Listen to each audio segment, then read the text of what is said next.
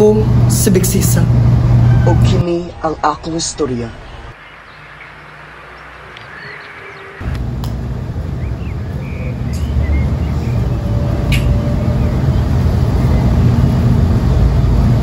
Nangaiya, uy! Asa na rin sila? Kumusta na ka sila sa sulod sa? Lagi. Pero sige na lang. Paabot na lang sa ta. Oh! Ano naman lagi ka? Kumusta? Saan na itabo? Ano ba? Dapat na si Bigsisa. Sultiin mi. Unsa na itabo? Naunsa ka? Sige na. Ayaw pagduduha. Andam na dyan may maminaw kanino. Dako ang akong pagmangay sa nabuhat lang ko sa akong mama. Naghandong gyapon ko nga unta makita pa na ako siya. Para man lang makapangayo ko pasaylo sa tanang kasayupan nga akong nabuhat. Ang pagpasakit. Ilabi na ang wa pagpaminaw niya. Pero karon wala na. Wala na kay wala na ang akong mama. Ha? Nakuyapan siya. Suroy. Nakuyapan siya kay nasayod siya nga mapriso si Dada og 15 ka tuig. Ug tungod ato, wala siya kamata. Sus! Ug dili pa lang tungod sa ilim nun nga makahubog dili og tani may tapo ang tanan.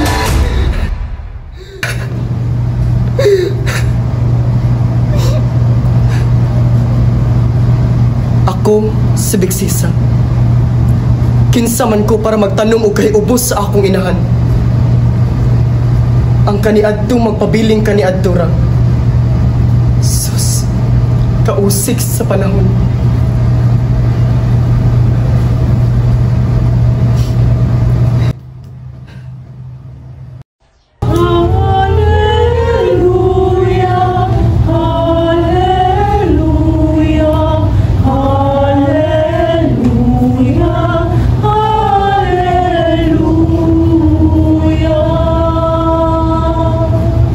Grasya sa Ginoo, pagkaanindot uminawong sa imong tingog.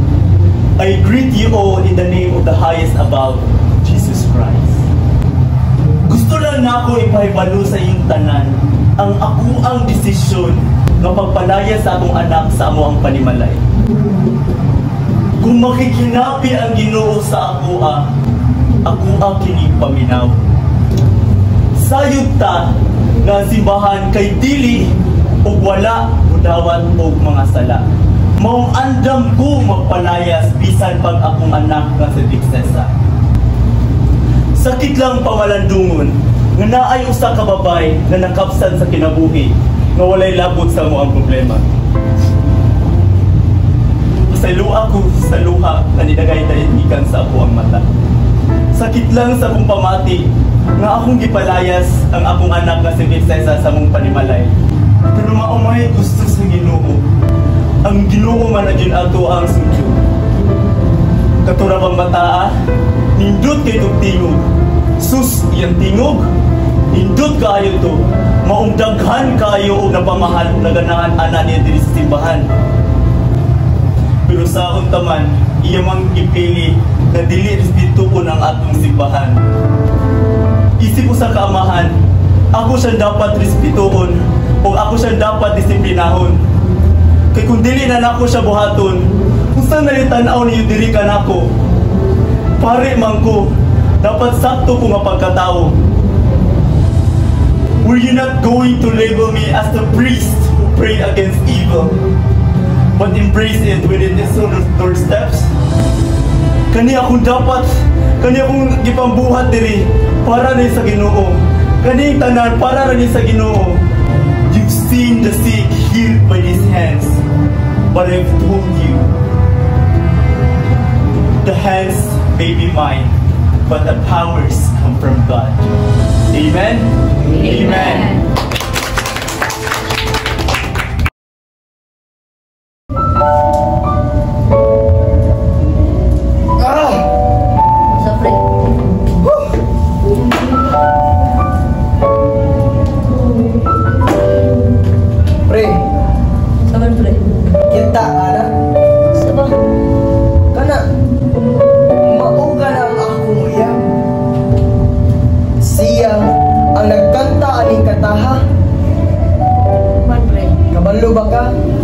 gihimo nini ang kantaha para kanako.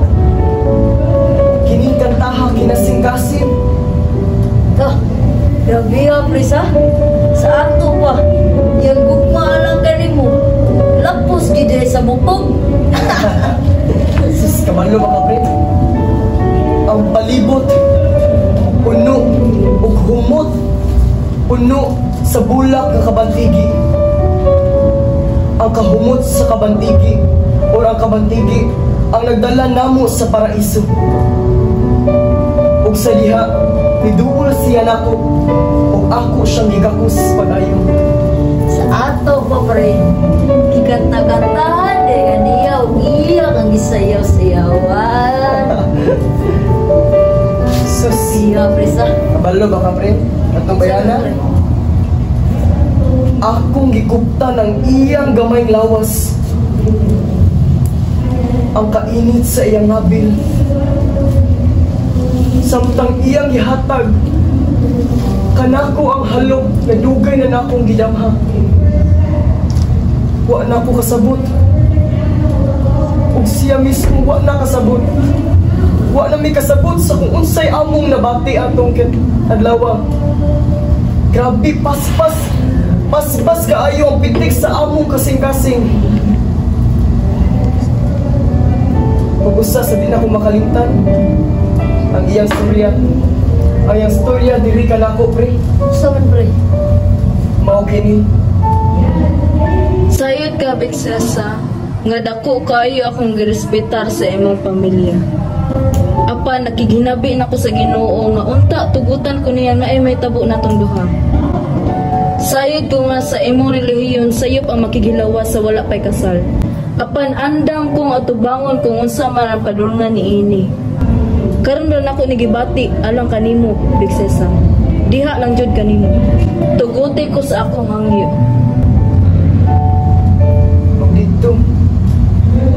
Ug dito, gihalukan ko niya. Ug siyempre, gihalukan po na akong siya.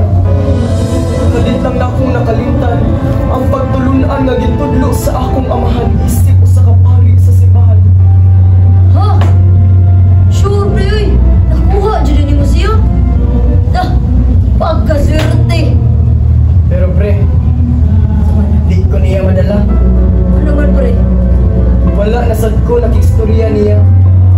Pag uman atong nakita ni, wala na.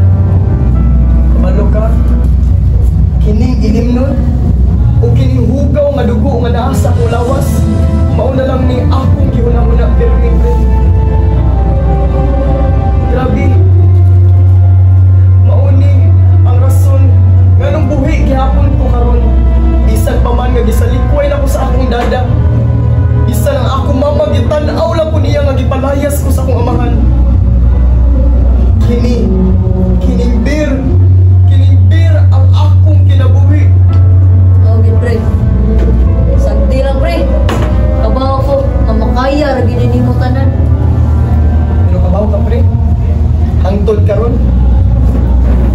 Dako gyapon ang akong kalakot sa akong inahan.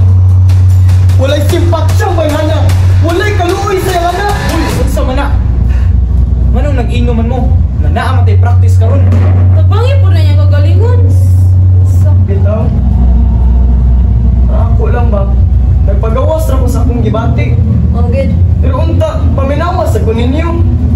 Basin ganahan ka nga isulti sa nako ang akong kaagi para makamatngon mo. Ngano, di ba? Unsa man sa day mong storya, ha? Tanawa bitaw. Kani adto sa prisuhan, daghan po mga babae nga nagka-interesado sa ako bisan unsa klase sa babae. Unya, unsa may labot ang sitwasyon ron? Time sa tandog. Di ba niingon ako, kontrolado na ako ang akong kaugalingon. Sa prisuhan, pwede ra akong mupili og mga babae na pwede na akong gamiton sa bisang unsang orasa, sa bisang unsang paagi. Na, baula na po may pag-usawa paglang. Gadalang mo gubot sa atong practice. Nayo sa kababae, hatag sa ako ang tanan. Hangtod sa mingganing akong mga nabil. Ito. Grabe, Iyang gigamit ang akong lawas. Iyang gisakyan sama sa kabayo. Kabayo. Hinay. paspas gamit ang iyang dila, gipun-an niya ang akong tanang agianan sa akong baba hangtod sa basa kini pag-usap.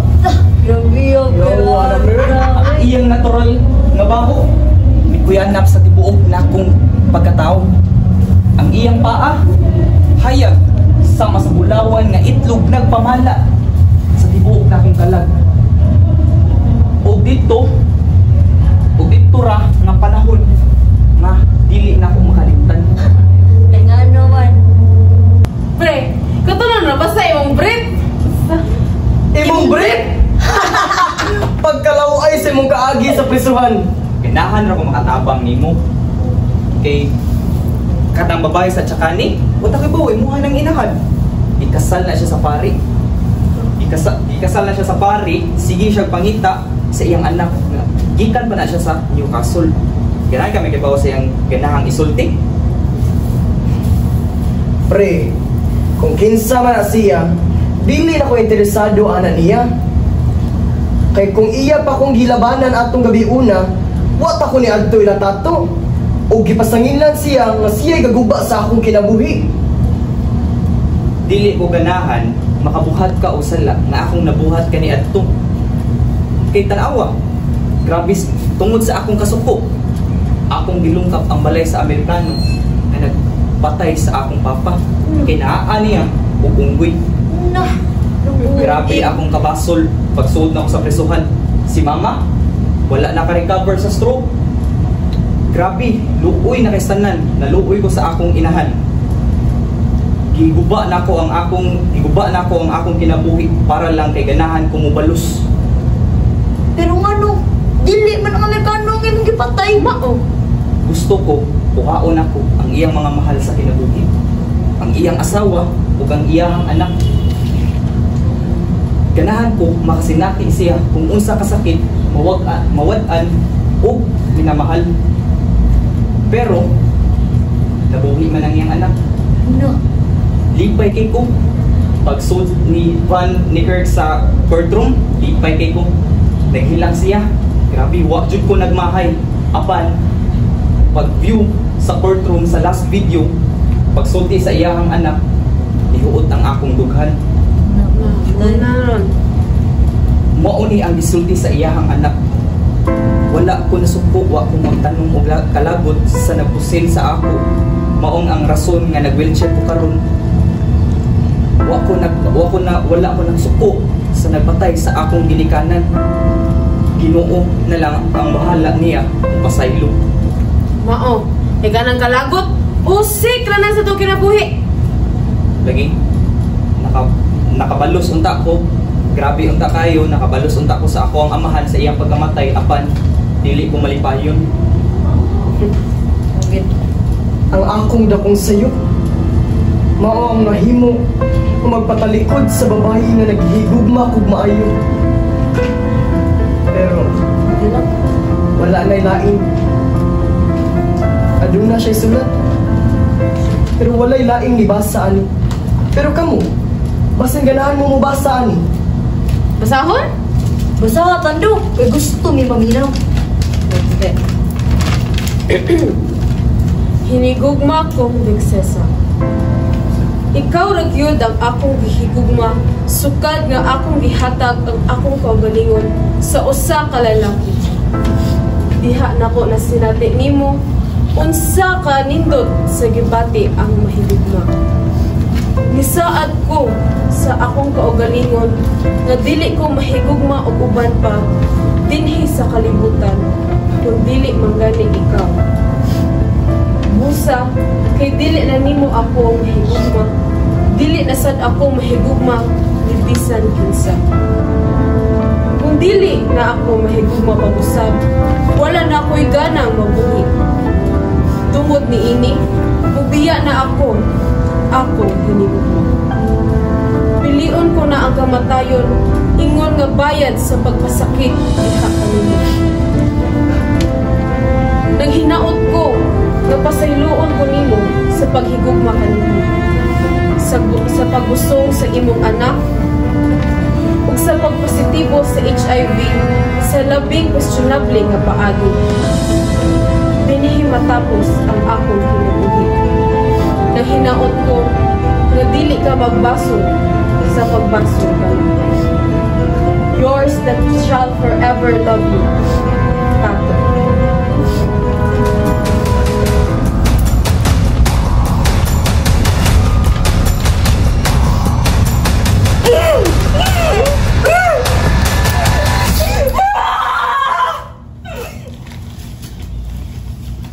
Ang kahintang mo nagbuta ka na ako o nagputos sa akong hula-hula. Pero karon, adto ta sa gawas. Dalhon taon sa panahon, mawala pa ko diring kalibutan na. Dili na, di na ta magdugay diri. Sunod.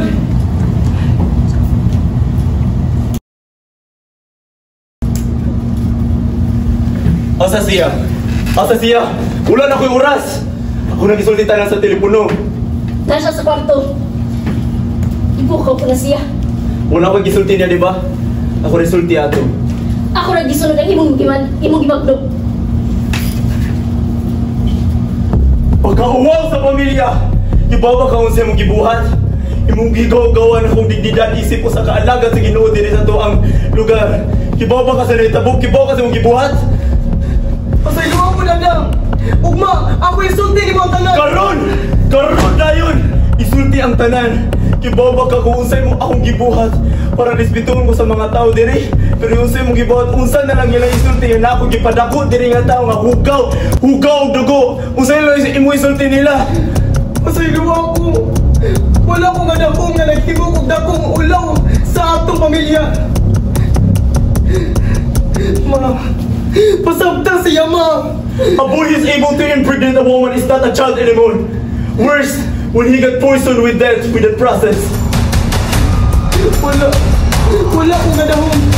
Aksidente ra ang tanan. Aksidente? Dili to aksidente. Walay lalaki nga dili kamat kuno wala kay iba nga unsay gibuhat nga nakipagdugo babae nga walay proteksyon. Layas dito, karon dayon. Pero da, bugnaw kay sa gawas o gabi na. Ugma. You leave now. My church knows that I am the only one who is contact with this position like a mountain. A sin is a sin to my church, no matter how immorality it is. Saylo ako. Usara ko kabiktima. Istorya na ang imong babanap. Iyahang desisyon ang kasunod. Then aling bag. Pero Naana din ito na di mong kikinahanglan. Buhat ni mo ang dili unta dapat buhaton. Wala ka mosunod sa akong mga ipangsulti sa simbahan. Pero kung sa mong gibuhat ipakaawawan na jud ko nimo. Pasaylo ako na. Usara gyapon ko kabiktima ari. Biktima? Wa jud ka na niminaw sa akong ipangsulti sa simbahan. Imo ra akong gipakaawawan. Di ka kasabot? Pasaylo gyapon ko na. Gipugos ko ni Tato. Nisaad siya na ako nga wala rin problema ug mas muda ko ang among gugma sa gusa-gusa. Pasaylo ako na. Banha! Ipakaawaw lang ka sa akong digdida diri sa simbahan. Layas dito! Layas! Ma. Lakaw na lang. Layas! Karon dayon! Pero da. Iyahang desisyon na. Lakaw na.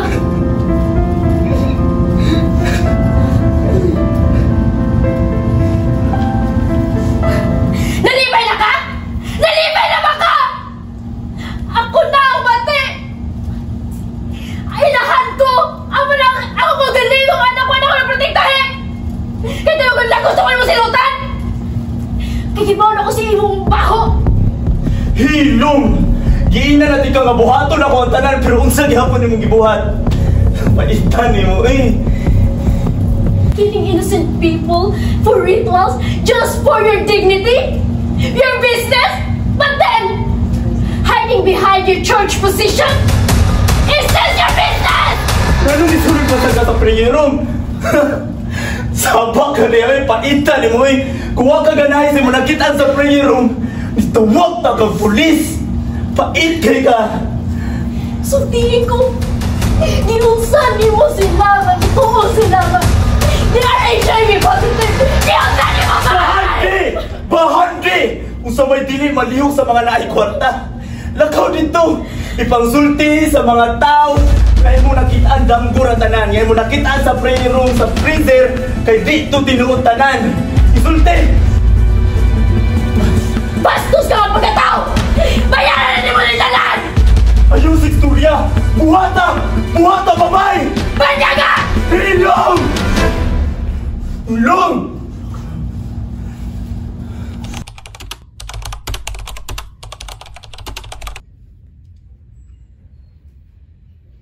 The Simple Heart, gisuwat kini ni BJ Radebe. Ang storya ni Beksesa nga gisalikway sa iyang ikaduhang amahan nga si Mike ug sa iyang inahan nga si Masi. Gusultuan si Beksesa nga mopahawa sa balay bisan pa man sa tunga sa kagabhion. Gisumbatan siya nga siya mao ang nagdala og kaulaw sa ilahang amahan nga si Mike nga mao ang nangulo sa simbahan kay tungod nakigdulog si Beksesa sa iyang uyab nga si Tato. Ug mausab ang rason nga namabdos kini. Apan masayra niyang positibo sa HIV. Nasayra ni Beksesa nga aduna usab si hugaw nga dugo nga mao ang rason nga gipalayas siya o gikaulaw siya. Tungod sa kalagot, may kumpronta si Beksesa sa iyang uyab nga si Tato.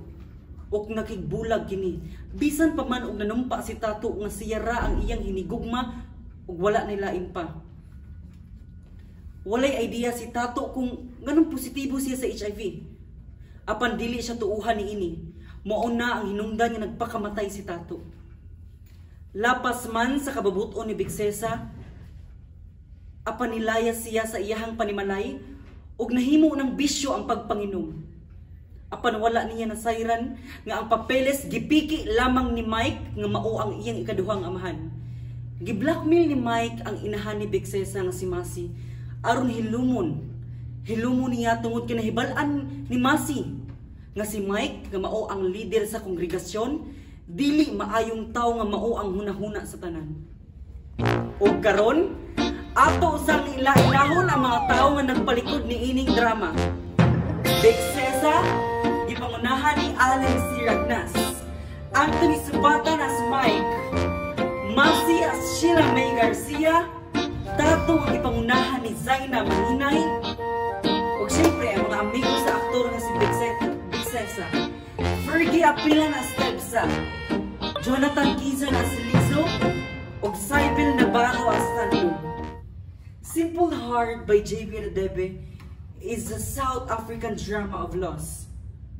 It delves into the idea that life may be simple on the surface, but in reality, it is often challenging and demanding. Ang kaniadto magpabiling kaniadto ra. Ug maora gadto daghang salamat ug maayong gabi.